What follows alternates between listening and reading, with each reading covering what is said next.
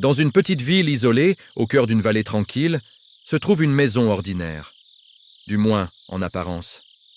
Car depuis plus de 20 ans, les habitants affirment qu'à l'intérieur, les objets bougent tout seuls.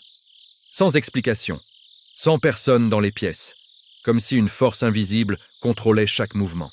L'histoire commence lorsque la famille d'Aran emménage dans cette maison en 2001. Au début, rien d'anormal.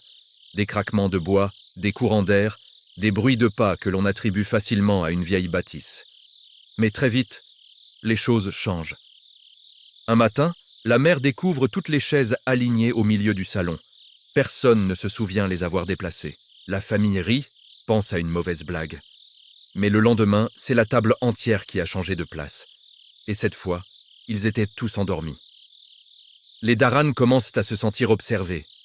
Les semaines passent et les phénomènes deviennent plus violents. Les portes claquent alors que la maison est parfaitement fermée. Les lumières s'allument seules. Des ustensiles tombent de l'étagère comme projetés par une main invisible.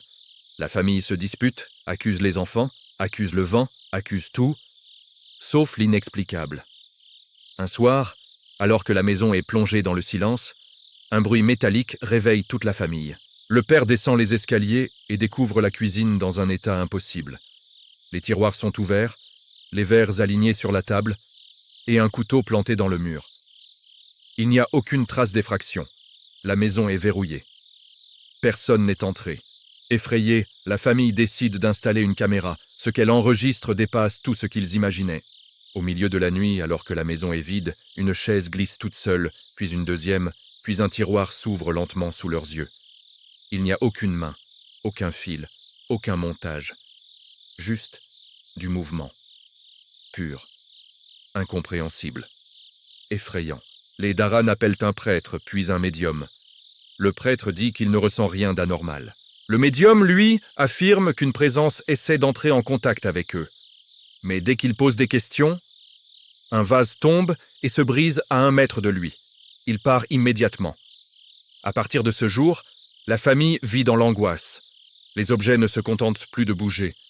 Ils se déplacent rapidement, violemment, comme si quelque chose voulait prouver sa force. La mère dit qu'elle sent parfois un souffle derrière elle. Le père entend son prénom murmurer dans le couloir. Les enfants ne dorment plus dans leur chambre. Finalement, après 2 années d'enfer, la famille déménage.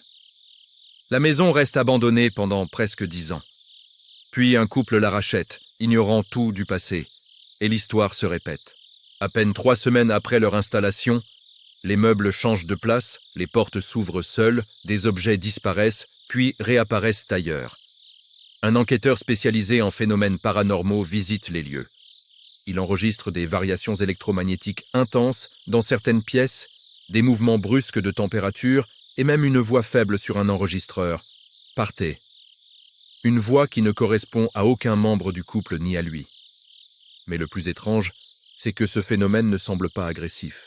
Plutôt répétitif, mécanique, comme si la maison reproduisait toujours les mêmes gestes. Comme si quelque chose était coincé dans un cycle, un souvenir, une boucle. Jusqu'à aujourd'hui, personne ne sait pourquoi les objets bougent seuls dans cette maison. Aucune trace historique de tragédie, aucun décès, aucune raison logique. Et pourtant, les phénomènes continuent, depuis plus de 20 ans. Certains disent qu'il s'agit d'un poltergeist, d'autres parlent d'énergie résiduelle, d'autres encore affirment que la maison elle-même est vivante, et qu'elle réagit comme un organisme. Mais une chose est certaine, dans cette maison, rien ne reste en place. Et tout bouge, même quand personne n'est là.